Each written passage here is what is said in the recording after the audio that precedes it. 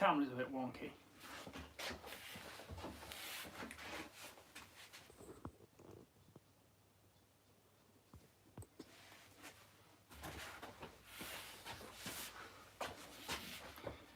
The camera's still a bit wonky. I'm having a bit of a nightmare this evening, so one moment please.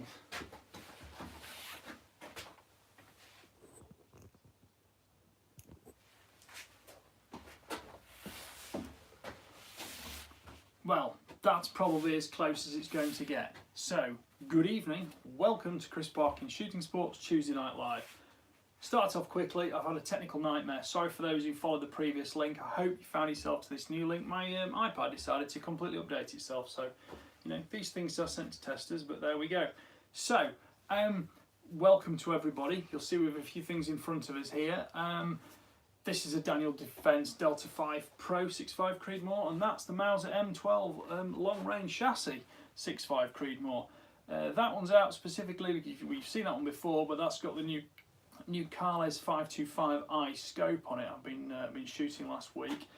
I've not even shot the Daniel Defence yet. This one's going out tomorrow, so hopefully I'll be using that then. So if you chat amongst yourselves, please bring some questions. Let's talk about whatever we want to talk about.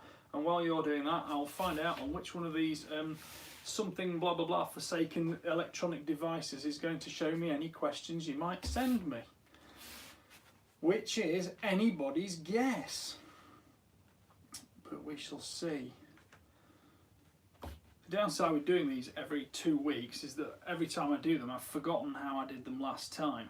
So we will strive to get this, and it's always the first few minutes that are the difficult bit, waiting for everything to just set up, everything to start working, and to actually get an idea of what is going on. Because as it happens, I just really struggle with this to get the questions visible. And as it is at the moment, I can't see anything at all.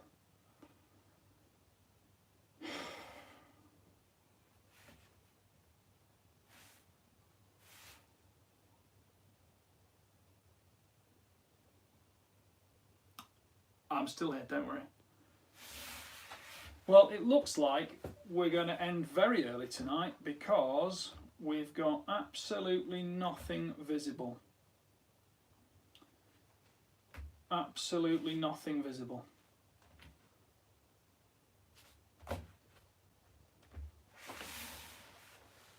I'm an utter expert when it comes to disclosing my distaste with things.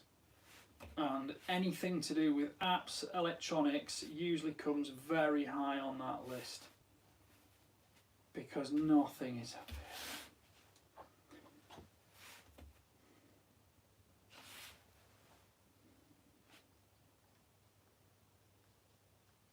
Right, well that's it. Thanks for coming. Bye for now, because I can't see any questions. And I just don't know why this is.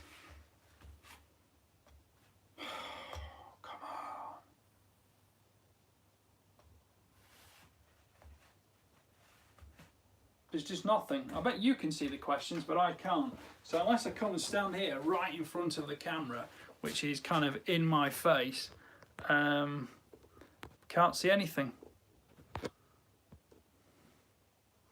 Oh, this is so annoying. Ah, finally. Finally, how many minutes did that take? Bear with me, bear with me, bear with me. The thing is, if I do this all on one system, the video quality is even worse than how it's compressed for a live stream anyway.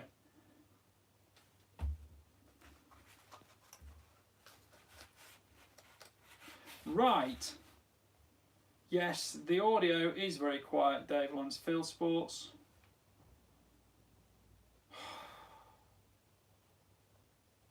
Can anybody hear me or not? Because if you can't hear me, there's just no point to it. So, David Landfield Sports, maybe you'd like to...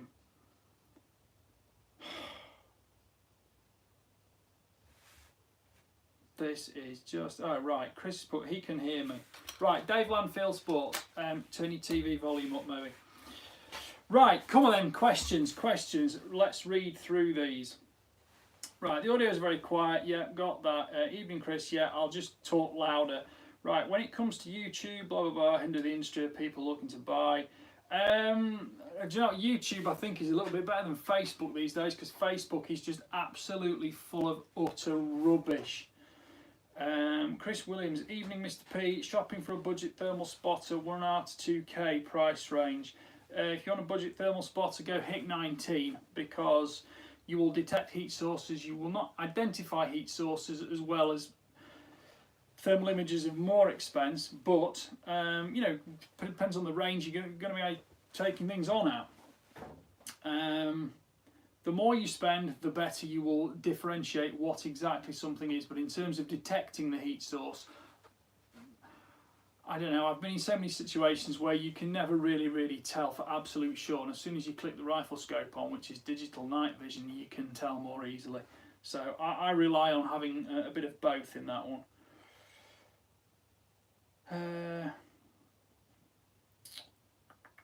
Right, somebody has me on the fence regarding getting a sight mark Wraith after seeing loads of great reviews. I'm not seeing a few various issues with them. I'm going to plead the fifth on that one because I'm nothing to do with it anymore. Nothing to do with it. I got messed around on a project, and you'll see me not getting involved in it anymore. Do you know, I've really gone on a bit of a downer tonight with this not working. Come on, let's have questions. Questions. Right. Can you tell me about the scope on the Oryx? Yes. That is the new Carles 525i. It is a first focal plane scope. Carles optics are beautiful. It's £2,950, so it's not a cheap one, but it is a nice one. 34mm tube, first focal plane. This one's available MOA or mil radian, and you can also have left or right side windage turrets on it. That's one of the things about the Carles, which is great, but even more unique to the Carles is, and I can't touch things on live stream on YouTube because it tends to get upset with me, does the algorithm. The big thing about the Carles is the parallax wraps the elevation turret. So you set your elevation, set your parallax. What you know, either way around, you want to do that. And this one, you'll see the review when I do the full review on this one. But this one's got like a large. It's a bit like the side wheel on field target air rifles. It's got one of those on the parallax. So it's very fine to adjust, and it's fingertip rather than having to get hold of things and turn them. You can just tweak it with your fingertip. I've been out with it twice. I'm impressed with it. Carles Optics have always been one of the finest optical brands. It is the oldest rifle scope maker in the world. The old 624i, it must be 6, 7, 8 years since I used the 624i. That was a beautiful scope. It went in my sort of higher echelon of optical items. But Carles lens coatings on the sporting scopes really suit me as well. I wouldn't say it's any particularly better than some of its price point peers, but it does have a bit of unique functionality, and it's got a bit of a slightly. I mean, it's not quirky for the sake of being quirky though. Some people like to think they're designing something amazingly interesting, and actually it just becomes a real hassle. Whereas the Carles have done things differently and given serious ergonomic benefits to why they've done it that way. So it is a scope I like. If I didn't say so, it's 34mm tube. It's a serious tactical optic. These are going to get used for the, you know, PRL type shoots as a massive factor these days. Because, you know, 10 years ago when people started onto these, they were mainly police and military things. First focal plane, and it was all very, you know, it wasn't sort of the same as target scopes in second focal plane. But of course now that the precision sort of rifle PRL stuff is so much more buoyant in a sporting format, that's why the manufacturers are chasing it. And you know, you've got the Minox, the Carles, the Schmidt and Bender. There's several others. The names don't run off the top of my head at the minute because I'm still stressed out with all this technology. There we go. Right, next question. Is there a next question? Right, shooting bag rest filling. I use rice. Is there some secret recipe you use? Well, do you know what? It's a really long time since I used rice. Sorry, I used sand at first, but I mean that was on holiday like 15 years ago in a rented cottage, and I bought an oven tray and baked the sand because I needed to get it, you know, really like dry. But you can buy kiln dried sand. Run it, sprinkle it slowly. Don't, whatever tube you use, don't clog it up. The downside with rice is the fact if it gets damp, which usually through most rest bags it might eventually, it might go a bit fusty or worse. The best thing to use for a light bag is small injection moulding beads, which are sort of 3mm, 4mm ball bearing sort of size, maybe even a little bit smaller, like kernels effectively. If you're going serious bench rest target shooting, F-class, all that kind of thing, you'll be using the heavy sand, which is, I don't know the chemical formulation of it, but it's not kind of your average kiln dried sand. It's is it zircon sand, something like that? It's more dense, so it gives you a heavier bag. Right, have we got any other questions?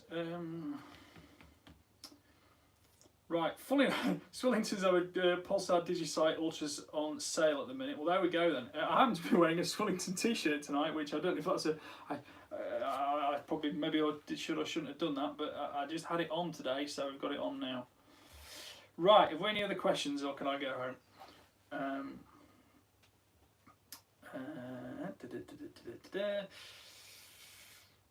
Well, looks like we're done. Are we done? Oh no, having used the Oryx with a Hauer 1500, I found the ball lines up with the top of the rubber butt pad make it difficult to push cleaning rod through. Does this happen with the one on the table? Interestingly, yes it does, because you can't bore sight it as easily. In fact, as I say, I can't handle them.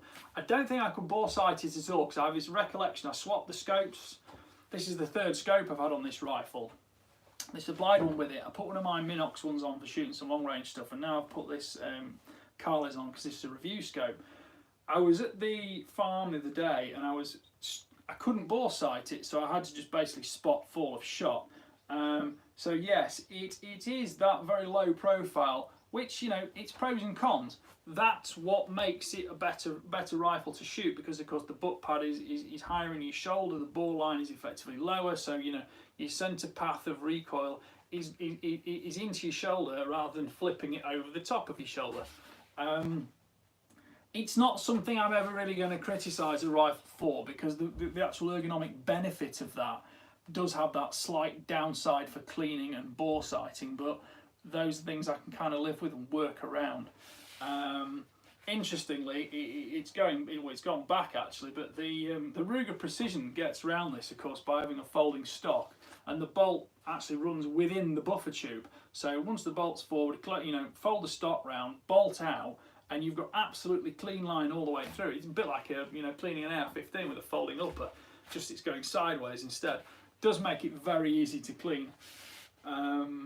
So yeah, that Oryx does have that issue, but I think the Oryx is going to have that on anything. And it's like I say, it's the downside to a big benefit. So I can't even call it a downside. It's just a slight fact to consider.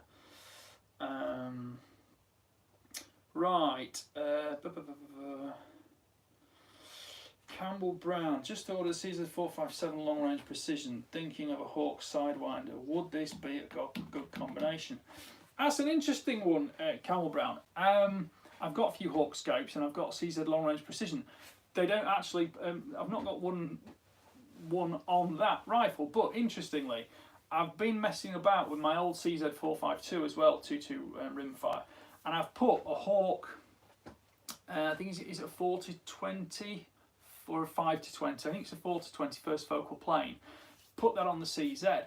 I shot actually better groups with the older 452 on the particular day I went out with them both together than I did on the LRP, sorry, the 457 LRP, which had a 3-15 Minox first focal plane scope on it. Now, on this day in particular, yes, the Minox has got a lot more travel, and I can actually, I think I figured out last week, just before I did this show, that it'll dial to nearly 500 metres. But that's the downside of having it's a 12 times magnification, so on larger targets, steel shooting, precision rifle, stuff like that, where you might not need as much mag, yeah, it's fine. But on that particular day out with the two rimfires together, same conditions, same ammunition, the lot, the slightly higher magnification on the Hawk, on the 452, which is, really it's just a sporting rabbiting rifle. I actually shot smaller groups with that because on that particular day and those particular targets, that bit of magnification helped. Either that or I've wasted a lot of money on the 457 and I should have just stuck with my good old faithful 452, which is had just tens of thousands of rounds through it. Right, next. What have we got here then? Right. Oh, somebody, Real 602 has retracted their message, so it can't have been that important. Right, Chris Williams. I'm sorry, I'm scrolling back here now. Oh, they're jumping around a bit, the questions. Right.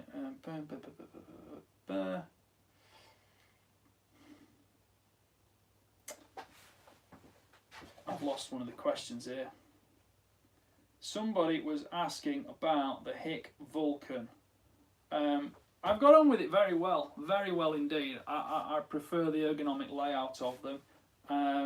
The one I had, the Vulcan 35, was a slightly older model, and I think they've updated some of the functionality of them now, electronically speaking, because I have currently got the 35 and the Lynx 19.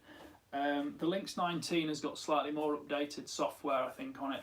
It's got things like 5 brightness settings and 5 contrast modes rather than the 3 of the Vulcan. But check out the specs on the latest ones, because the thing with the electronic industry is it's undergoing constant updates, particularly things like YouTube, where you did something 2 weeks ago, it's completely different today. Anyway, right, next. When testing a new rifle, for which ammo suits the barrel best, how much ammo would you use of each type? Generally, this is to you, Mr. Real 602. Generally, I want to just prove functionality of the rifle, because if you own a rifle, you've got it for thousands of rounds of lifetime.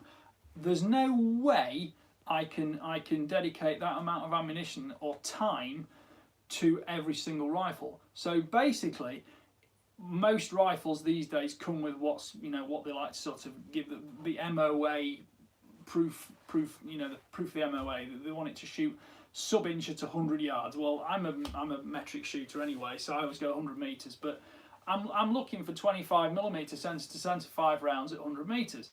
So as long as a rifle will prove that with at least one, hopefully a few different types of ammunition, then to me that rifle has, it's fit for purpose as to what it's been sold for.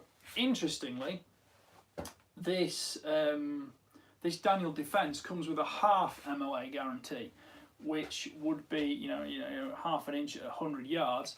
Off the top of my head, half an inch is 12.7 millimeters. 100 meters is a little bit. It's 100. It's a 1 point. Sorry, it's 9% further. This, that, and the other. So the numbers mash up. But basically, this needs to be shooting half MOA. Now, the previous Daniel Defence I had would do it, but not every time. And to me, it seems a very, very high standard to want to claim for and to try and prove on paper. But there will no doubt be various disclaimers within the advertising description in that as to what conditions, circumstances, environment, and everything it's done in.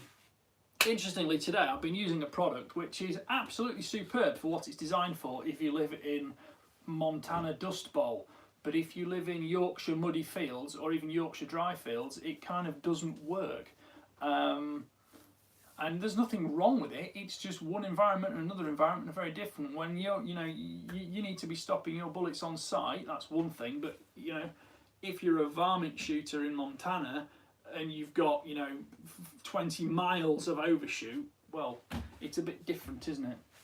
Horses for courses, right? So yeah, in terms of which ammo suits best, I'll try a variety of bullet weights, a variety of brands.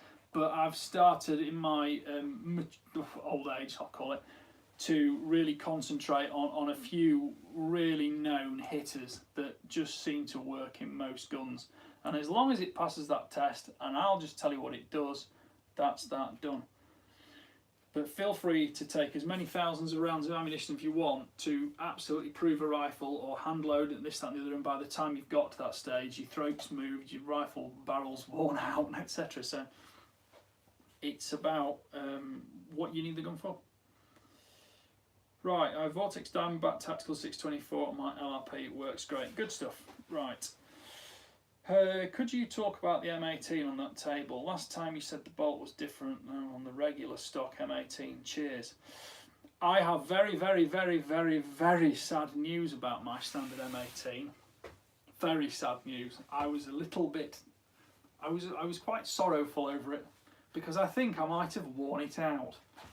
I've taken the night vision off it and I'm going to put a daylight optic on it to give it a proper test. I've given it a very thorough clean, but it may be past its better day.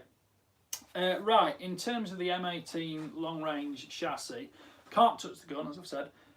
Basically it's a longer bolt handle, so the longer bolt handle gives you more leverage on the bolt, which is great for levering it open, but when you're pushing bolts backwards and forwards, very short bolt shafts with very long bolt handles tend to tip as they go in the gun and they tend to chatter and stagger. So ideally you want a super long bolt shaft and a super short bolt handle, but somewhere in the middle is the optimum solution. The M18 standard had, I'll go as far as to say it had probably the best bolt layout I've known for just slick, smooth, fast, completely natural operation. That's not to say the M18 long range is bad.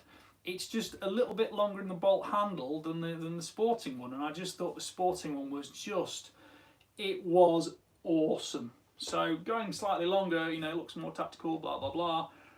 It still works extremely well. Just a shame I preferred the standard one a bit more. But I could say about the M12 Impact versus the M12 Extreme in the Mauser range as well. It's just slight preferences, and when you get something so perfect, you know, anything else you do is going to be a slight dip on that. Right, I read somewhere just to start with heavier bullets, so the velocity of the round is lower for barrel breaking. Herman Morgan. Well, if you've read that somewhere, feel free to do what you think to do. I can't give you any facts and figures on that. I break barrels in. Most of the rifles I get sent have been used anyway and have been severely broken in, and some of them have been quite battered, to be honest, but they still shoot okay. I would break a barrel in with what ammunition I had. If I went through the whole barrel breaking thing that I talked about 2 weeks ago, so maybe have a look at that. But I don't necessarily think there's anything to say about using heavier bullets, because you could say that a heavier bullet's got longer bearing surface, and if the front of the bullet, you know, ground down a burr, would the whole rest of the bullet be dragging that burr along the steel? And you know, you could really look into these things and go absolutely nuts about them. But a lot of stuff is written by people who don't go out shooting and they're just bored, so they like to write things on Facebook and places, and realistically it's not based on anything other than hearsay and their opinion. Right, hi Chris, got a variation from 223 Rem and it will be my first centerfire. Thinking of the ticker, but is there any other manufacturers you'd be thinking of? Well, it depends on your goal, on your budget. Is it a target rifle? Is it a foxing rifle? Is it, you know, is it a deer rifle for small deer? What's it for? You know, what twist rate do you want? Ticker used to do an 8 or a 12-inch twist rate, which, you know, I'd always go for an 8 personally, because I like the ability to shoot the heavier bullets if necessary. But it's up to you. The Ticker T3, it's a great gun. You know, it's one of those absolute classics. Other ones to look at, the SAR 100 Keeper. I particularly like that because I like the bolt on it. I'm a real fickle one, me, for bolt handle, mechanical operation, and no gun is utterly perfect. If you said to me pick a gun that was perfect, you know, I'm paid to pick faults, to pick flaws, to pick differences and give an opinion. I couldn't pick a perfect gun. The Ticker T3, good guns are about the ones that get 99% of the way there, because there's always going to be some little thing that you don't like about guns. If you tell me a gun, I'll say it's a fantastic one or it's an alright one, and I'll tell you, you know, the little thing about it that niggles against me. Other ones to look at in a 223, you won't generally go wrong with a Hauer if you're going down budget a little bit. They're not as exciting, but you won't go wrong with one. The Savages are okay. The Savages shoot well. I'm not a huge fan of the triggers if you use them in winter with heavy gloves, because if you watch one of my videos on the Savage Apex recently, I was having some problems with it with heavier gloves. But, you know, that just could be my fat fingers, although I don't particularly have fat fingers. What else? I quite like Browning A bolts, Browning X bolts, but it depends what calibre you're going down to, because not everybody does 223. I think that's why I like the SAU 100, because I would love the Mauser in a 223, but they don't. But the SAU is very, very similar. So yeah, if you're thinking of customisation, you know, go for a Tick or go for a Remington 700, because they're the ones you can customise. Right, thanks for right. Right, thanks for answering the hit question. Tech issues aside, keep the live sessions up. They'll only improve. This is John Gresham. Thanks, Chris. I don't know what. It's today. I've been messing around all day thinking about how I'm going to set it up, this, that, and the other. And about 5 minutes to go, I pressed the wrong button and deleted the original live stream. But there we go. Right. I would like an update on the barrel wear on the M18. I guess you shoot it a lot. Herman, yes, I've shot it absolutely loads, and it wasn't a brand new gun when I got it. I think it's the one that another journalist used for their TV programme. I brought it back from the British Shooting Show 3 years ago. It's had a hard life. I'm only sad because it's a gun I like so much. And as I say, so the bore scope has been down it. It doesn't look awesome, but you know, it's had a lot of use, and every single time I've used it, I've enjoyed using it. So that's life. It's corrosion is also something to look out for, but there's no corrosion, so to speak. It's just, you know, there's a bit of fire cracking, there's a little bit of pitting and this, that, and the other. So. But I reckon it's probably had 3,500 rounds through it, and it's had all sorts. It's had heavies, it's had super light 58s going blistering speed. It's been shot hot. It's had a hard life. Right, have you ever tried night vision? N8 vision, night vision, Nate vision? Clamp saddle, only £59, British made, although they are 3D printed. Well. No, I haven't. I've no need to. 3D printing has yet to prove itself to me. Is it 3D printed metal, or is it 3D printed polymer? Because I actually have a degree in polymer technology and materials engineering, so perhaps that's why I'm so difficult to prove it to. 3D printing has a huge number of uses, but as a mechanical factor, I'm yet to have it fully proven to me. At certain levels, yes, it does work, but buying your 3D printer off, you know, Amazon and thinking you're going to make stuff isn't always the best solution. So I'm not saying it is or it isn't, I just haven't seen it. So anything 3D printed always sets little alarm bells ringing for me. Right, Hernan, yeah, the Mauser M18 is chambered in 223. It was, yes. I never actually saw one. I believe a lot of them were bought by Sportsman Gun Centre, but I think they've all sold out now. So, I don't know, I might keep another look around for one of those, but I've already got a couple of 223s, and the 243 was a cartridge I never really fell in love with until I had the M18, but I really liked it in that. But to be fair, there's nothing I can do with that around here that I can't do with the 223, and for deer and things, I've got the 6.5 Swedes, I've got Creedmoors, I've got 260s, and I own those as well, so I'm not exactly short of options. Right, evening Chris, what all-rounder cartridge for deer and fox? 243, 6.5 Creed, Swede or 2506? Buy Creedmoor.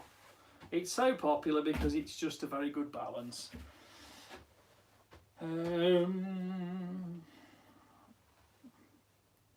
Right.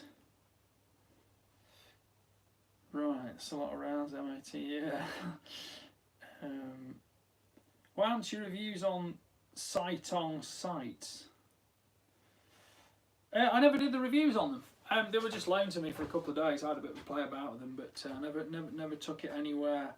I'd forgotten about it until now, to be honest. Bear in mind, I must write, I probably write about 20 articles every month on everything from rifles down to small accessories, down, you know, from 250 words up to 2,500 words. So videoing for me, video reviews for me, are something that is actually, it's something that takes a lot of time. The editing takes a lot of time.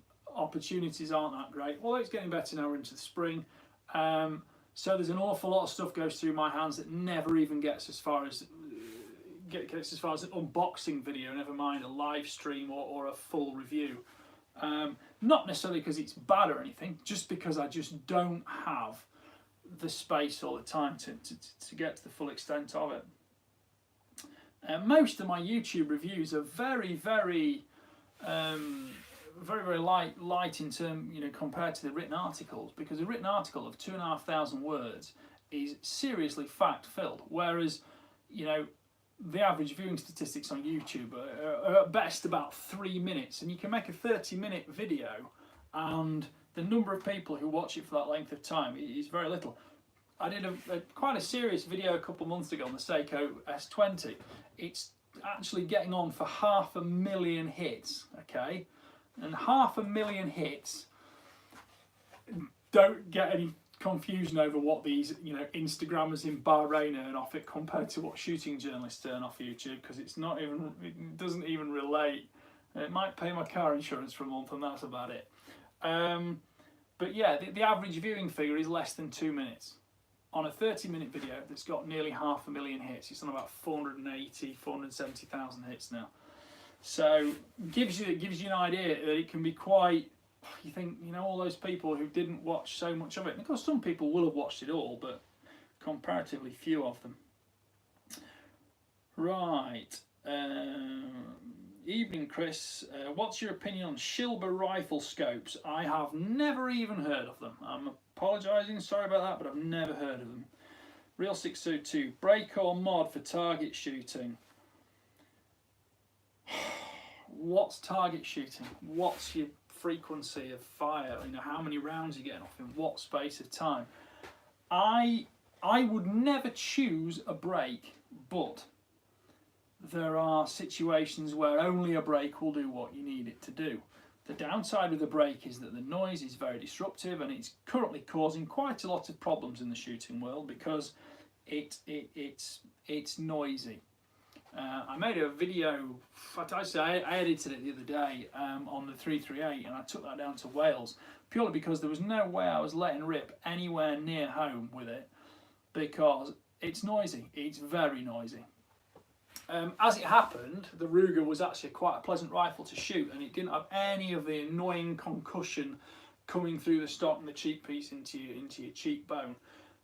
And the brake itself was one of the best designed brakes I've known, because the recoil pulse was almost 100% lateral with the tiniest bit coming back to counter the recoil.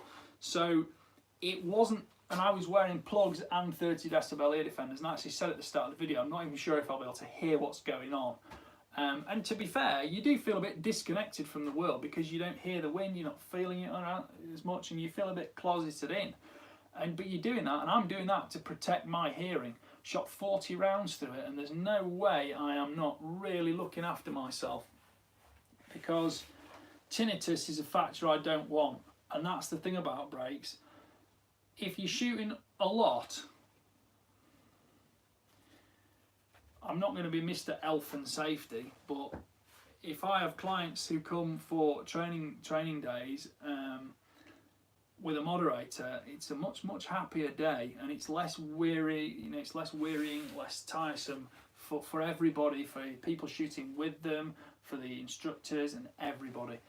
But nothing cuts recoil like a brake does, and there's a downside to that, and the noise is up. And the PRL guys, who are, you know, it's critical for them to spot their bullet impact. That's where the brake has got it, because it cuts the recoil out of the rifle. Personally, for my own pleasurable shooting, I prefer just to feel a little bit of recoil, because, and I'm not shooting mega sized stuff. You know, something like that M18 long range with a moderator on it, and a Wildcat moderator on it. I was shooting that last week, and it was one of those opportunities that it was just a delightful gun to shoot, because it had just enough recoil to kind of keep you sort of tactile connected to it, but it never felt even remotely intrusive. Whereas, you know, start popping off 308s, it starts to get a bit livelier. And I'm not talking about, oh, my shoulder hurts from recoil. I'm just talking about the enjoyment of shooting. And it's all very well if you shoot 15, 20 rounds in a weekend, great stuff. But when you're shooting, 50, 75 rounds a day, yeah, I look after my ears. That's why I'm not a brake guy. Right, Real 602, up to 1,000 metres, brake or mod. Well, the big thing with the brake on for 1,000 metre shooting is you're more likely to see your own bullet splash. But I don't think I was as good at judging the wind because I just couldn't hear as well. And I was using high-end electronic muffs with full hearing.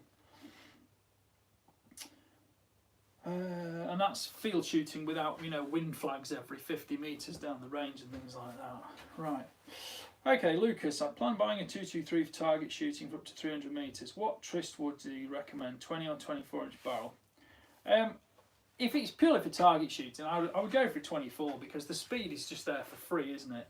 And I'd want at least a 9-inch, probably an 8-inch twist, so I can shoot the heavier bullets, because there's nothing illustrates ballistic coefficient, I don't think, as much as taking a rifle out, get an 8-inch twist, 223, 55 grain varmint bullets versus 77 grain match, hollow point boat tail or the something like the Sierra TMKs, and shooting targets out to say 400-600 metres. It is unbelievable the difference that you'll notice in terms of hold-offs for wind between the 55s and 77s. And it's just one of those great opportunities where you think, I really wish I'd got the 8-inch twist because I can use the 77s. But, what do you want to achieve from it? If you just want to have fun shooting, does it matter that much? And of course, the more wind drift you've got, the more instructive the whole procedure can be, because it's very illustrative as to what you're actually doing, getting right and getting wrong. So yeah, right, how many questions have we got left now? I think we've hit the end of the questions at this point. I shall have a little sip of water.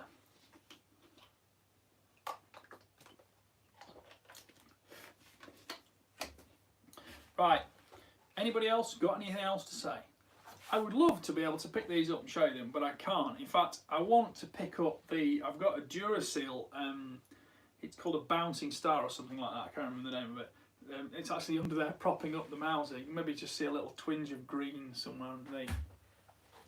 Other thing I'll tell you about, if you want to hear them, I've been using these recently. These are the SWATCOM Activate ear defenders. They're about 200, it depends exactly on which ones you have in terms of whether you go for the blaze orange camouflage, different green camouflage, you've got tan, grey, black, there's a carbon fibre effect too. These are an electronic ear defender, I think they're 25 decibels noise reduction. They're a lighter ear defender, probably more suitable to smaller rifles and shotguns rather than the big rifles, and certainly not braked rifles. But I rather like them, and they've got extremely good 360-degree hearing boost. So especially for game shooting, pigeon shooting, that kind of stuff, I really like electronics.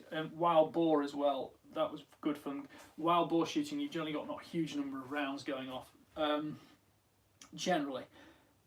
But you see, you've got all the hearing protection from the ear defender, and people get a bit confused about the fact that there's a microphone on the outside and a speaker on the inside. So if the battery's dead, the ear defender's still the ear defender. The speaker inside is only projecting to you what the microphone outside can hear, so you're not getting the concussive damage from the outside noise. But depending on the electronic setup inside them, these are one of perhaps 2 brands of ear defender where I've thought they've got extremely good natural acoustic capability. And the other thing about these, which I'll give you one downside, getting the batteries in and out is a bit of a fiddle, but you can do it. Comfort is excellent. If I put these on, I'll go a bit deaf and probably start talking too loud, but these have got really nice soft gel cups on them, and they are extremely comfortable to wear. There's also plenty of space inside for your ear itself. But here's the thing I really love. They also sent me this bit, and that is basically a Bluetooth neck loop, so that when I put these on, just turn them on, I can pair that to my phone and I can listen to music, I can have phone calls, I can have anything. There's a microphone on here as well and a volume control. This bit just charges up through a USB port. And once that's on there, you've forgotten it and it's completely there. So, you know, judge for yourself.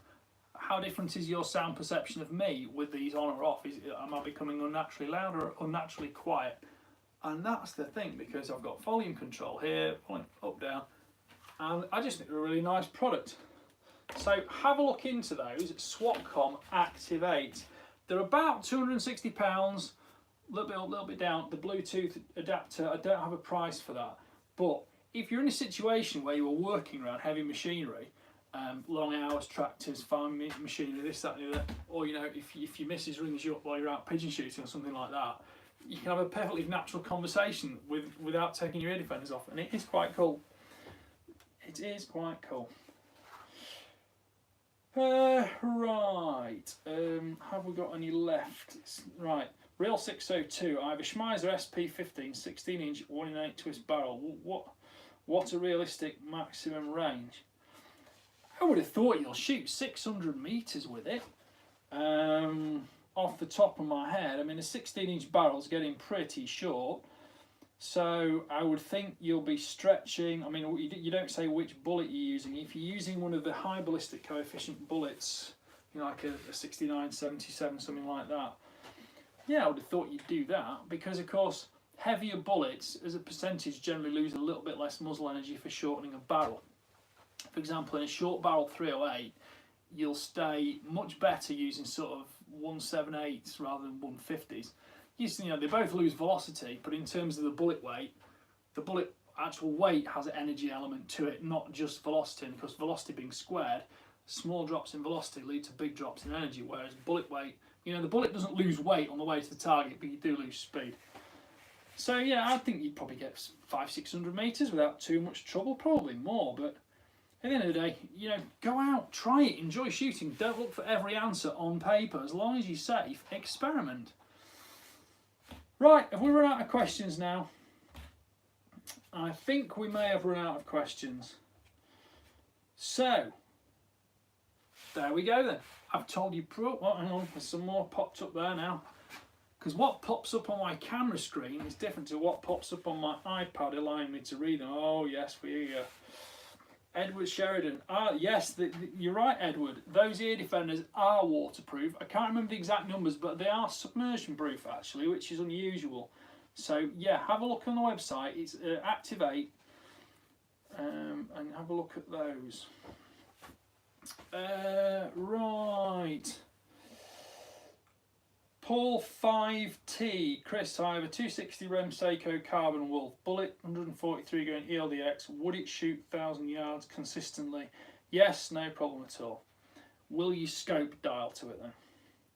Hi Chris, recently bought a Minox 3x15x56. Right, well, 3x15. Number one, it's the 3 to 15. I hate to be pedantic, but it just gets confusing. It's a 3 to 15x56 scope, and I'm having some trouble getting good quality scope caps that fit correctly. When you say scope caps, are we talking about lens caps, or did you not get caps with it or something? Now hang on, I noticed you're using a Minox scope in an earlier video. Do you have any recommendations for good quality Minox scope cap? Let's sound something. When you say scope caps, I presume you must be meaning lens caps for the end. So you've basically got Butlercrete, which are all right these days, but they're not as good as they used to be because the plastic's a bit brittle these days. There are Tenebrex ones, things like that. There's all sorts of different things out there, but Tenebrex are pretty tough, although they're slightly bulkier. If memory serves, Minox ZP scopes come with Tenebrex scope caps. I've got 2 ZP scopes. Yes, they do. They come with Tenebrex scope caps. Look for the Tenebrex ones. They're a bit more expensive, but they're a lot tougher and a lot more durable. But that is if you mean lens caps on the objective and the ocular. If you're talking about turret caps, speak to Minox, but they should be on it. Right, Stephen Orr. Good evening, Stephen. It's taken you a while to turn up. Right, hi Chris. I'm struggling to keep my night vision 0, and when I dismantle it, I noticed the paint was flaking off it. Should I be worried about it? Right, and just quickly going back to Bible Thump here, lens caps, yes, go for Tenebrex. If you can't get Tenebrex, try Butler Creek. Or you can go, what they call bikini covers are quite good. In fact, hang on a second, there's one here. I've just taken this off the Carlets. Those are quite good because when you put your gun in your cabinet, you can't get it banged on any of your other guns, this, that and the other. And that sort of fits on the front, stretches over and goes over the top. There's various companies make those. That Carless came with it.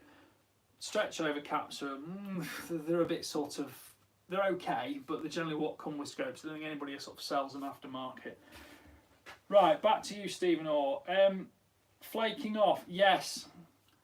If it's flaking off, I'd be tempted to send it back because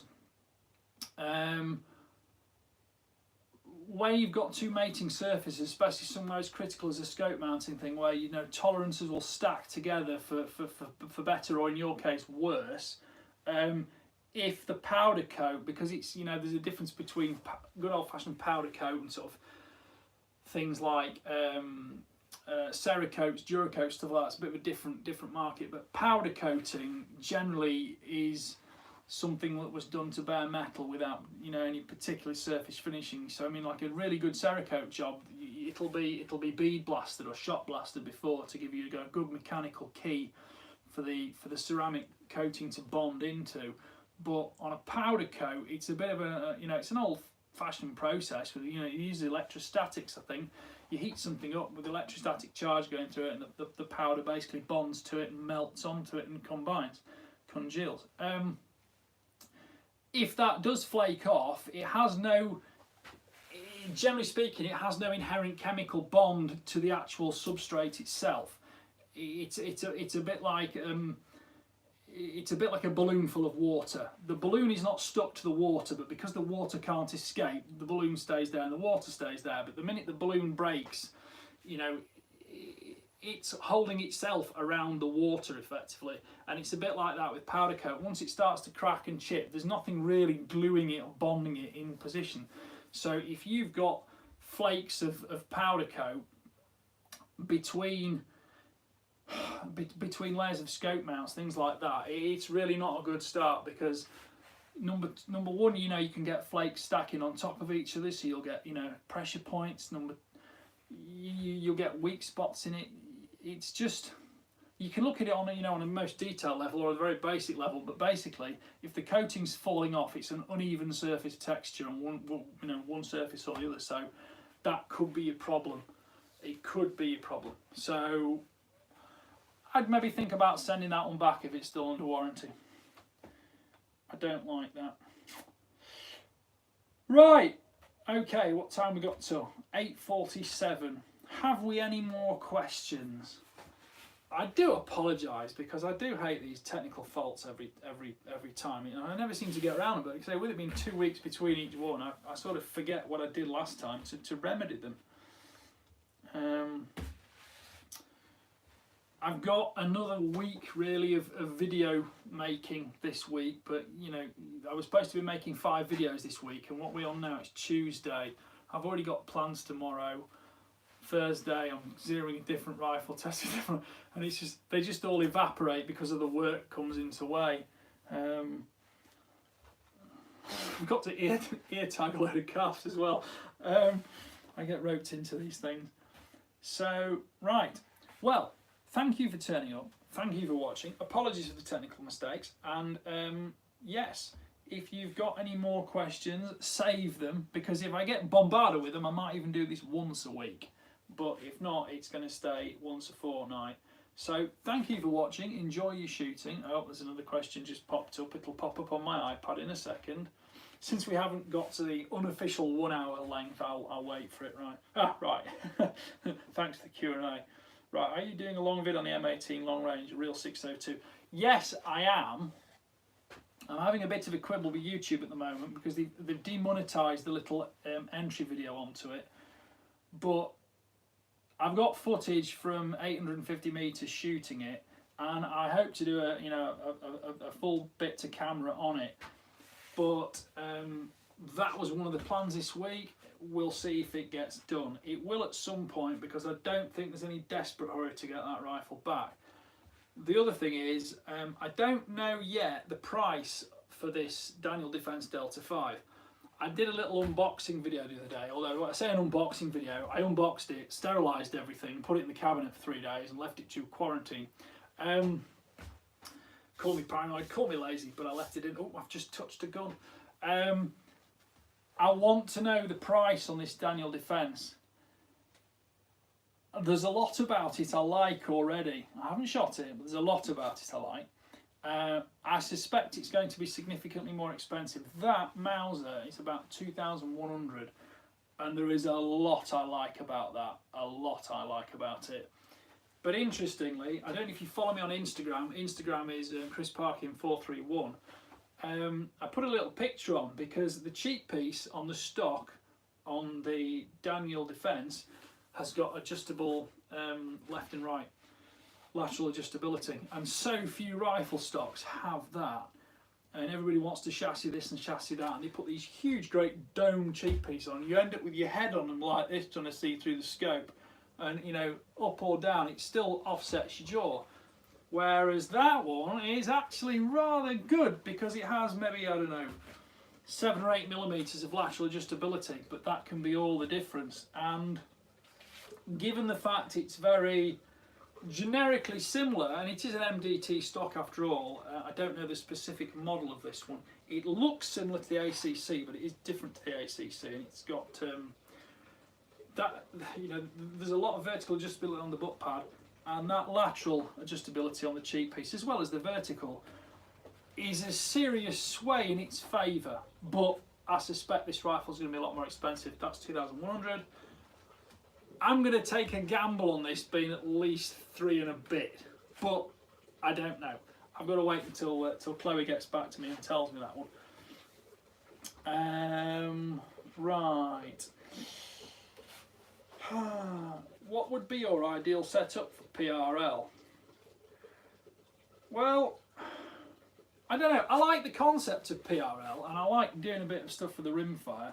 I don't think I could ever do a PRL competition because I have a terribly bad back, and there's no way I'll be jumping up and down all day doing that kind of thing. Plus, I've no real joy for competition in itself. I like to keep things simple, so I'd just go 6.5 Creedmoor because it's just an easy life. I own two 260 Remingtons and I own a Swede, but you know, the Creedmoor's a great cartridge. I just go one of those.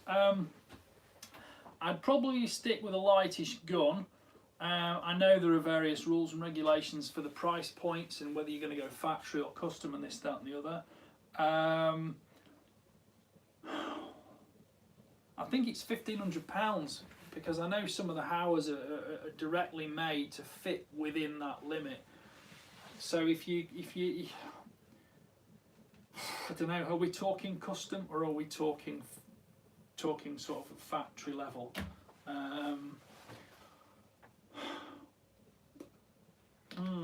Interesting. It's an interesting question, that. The thing with the PRL and all the chassis rifles and this kind of thing is that manufacturers have upped their games. They've really looked at what's going on and what's being popular, and at the end of the day, it's in front of them. It's well publicised. It's not like going to, you know, becoming a Formula 1 driver and trying to work out how, you know, Mercedes get this out of an engine or whatever. You know, there's all sorts of... There's no sort of really trade secrets in that respect, and it's all there in front of you so you can see what people are using and what's popular. I mean, at the end of the day, it all comes down to the person shooting it anyway, because even a bad gun that's horrible in position will be great with a guy who can maintain absolute stillness when he's shooting, for example. I don't know. I like Tic Tacs. I like that Mauser. I really hope I like this Daniel Defence because I wanted to like the previous one more than I liked it, but I didn't love it. There's a lot. Do you know what? I'm just. There's plenty of guns I've reviewed on paper, and I've shot them all, you know, kind of multi-position, this, that, and the other. The only thing I'm not going to be doing is I'm not going to be doing it against any kind of time constraints. I think straight out of the box, I could be tempted by that Mauser. that really surprised me in a very positive manner, because you know, when you look at the Blage group, they've got a lot of great rifles in the sporting formats. Do they cross over well to the more target tactical formats? Well, in the Blaser, things like the LRS2, you've got the big tactical stuff. But in terms of target, targets of an extremely broad spectrum, just like hunting is. Tactical perhaps is a slightly narrower market, and of course, being able to put a PRL ticket on it, it is a much narrower focal band. I think they've done a really, really good job with that, and I wasn't necessarily expecting them to get it as right as they did, but they've made a good stock choice with the Oryx, and the barrel action is of fine quality. I think the only thing I would change on that is I would put a laterally adjustable cheek piece. I might go for a slightly shorter bolt knob, but I mean, it wouldn't really make any difference to me, and because it is great operationally. But yeah, so maybe just the laterally adjustable cheek piece, because that's one of the things I really don't like about some rifles, especially when you're trying to get great ergonomic positioning on it in deliberately difficult situations with barricades and kneeling and sitting and getting rest in awkward positions. The last thing you want to be doing is having to roll your head over the gun on some great big bulky cheek piece, which it's one of those pet hates of mine I'm always bleating on about. So yeah, that's not a bad one, to be honest. That's not a bad one, but that Daniel Defence, I think he's, I don't know, it's impressed me without having even shot it yet. So let's hope it shoots well. Right, thanks Chris, very informative as ever. Really enjoyed the Wales vids, by the way. Also thinking of getting the Oryx chassis for my 457. I don't think you'll be disappointed with that, because I do love the 457. I mean, I probably went at that one quite fast because I really liked it. And I bought it, as I said. CZ have got more formats coming out. They've got a varmint format coming out, which I really like the look of. And even just the plain synthetic is actually a very good stock, because it's quite big and it doesn't feel like you're crowding the gun so much. So it's one of the manufacturers that seem to be really hitting the what's that thing called where you hit the hammer and it goes up and hits the bell? I can't even remember the name now. It must have been a long day. Yeah, they're really doing well, CZ. I think they've got some great stuff coming out, and I don't think any of their rimfires look weak now. I don't think any of them look weak. And I've just done a 5.57 centerfire, which for some very, very subtle reasons has really pleased me. Really pleased me. And I'll tell you now, at 700 I think it actually went down 20 or 25 pounds between me getting it and the actual advertised price when I did the review on it. I think there's about 715 pounds, and I tell you what, that rifle put bullet on bullet just as well as rifles 3 or 4 times the price it is. It is not just about accuracy and printing groups on paper, but that rifle showed absolutely no weakness in that respect at all. And a lot of that is down to the ergonomic fit of the stock and how well it blends to the shooter. So, and I also like the fact he's got an adjustable trigger on it, which, I feel like I'm treated like an adult rather than saying, here's your trigger, that's it, thread lock everywhere and warnings everywhere. I can't stand that. CZ say, here's your trigger, this is how you adjust it. If you want to adjust it, it's your fault, it's your problem, blah, blah, blah. And I thought, fine, I will. And I've done a video on it too. And it makes a good gun even better, because let's face it, steel wears through the life of a rifle. So how can you actually guarantee that a trigger is not going to need some adjustment through the life of the rifle? Well, CZ have made a trigger you can easily adjust, haven't they? So I'm not saying it's the only rifle you can adjust the trigger on, but the fact that they're actually treating you like a grown-up is very refreshing for me. Right, that's it. 2 minutes to go. Stephen Orr's finally put in factory. I don't know. I go through so many guns, it's so hard to remember. Remember them all. And all I can think is really that the Hauer gets in there. Oh, excuse me, on the price point. So let's just say a Hauer in an ACC or something like that, because I think that was actually built specifically to get into that price point. Right, on that note, and the fact I'm yawning, I'm off to bed. Thank you all for coming. shoot safe, enjoy yourselves. Hopefully, especially for my UK people, life's getting a little bit brighter, and there's nothing like the first week of the clocks changing and spring. And you know, I've actually been wearing it. I'm still wearing them now. You can't see below. I've got shorts on today. It is springtime. Spring is my favourite season. So yeah, enjoy yourselves, stay safe, and we shall see you hopefully in 2 weeks' time if you haven't all unsubscribed from me.